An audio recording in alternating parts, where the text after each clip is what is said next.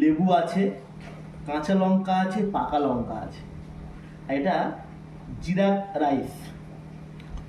আর তার সঙ্গে আছে লঙ্কার পকোড়া, পোস্ত দিয়ে আলু ভাজা, আর আলুর পকোড়া, বেগুনি, বেগুন ভাজা, পাঁপড় ভাজা, শশা আছে, সোনামুগের ডাল, এটা পনিরের তরকারি আছে আলু দিয়ে, চাটনি আছে, পাকা আম আছে, আর আছে টক দই।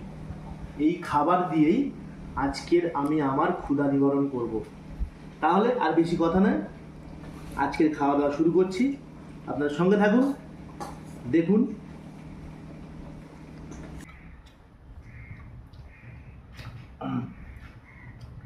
একদম পরিষ্কার পরিচ্ছন্ন খাওয়া, দারুণ।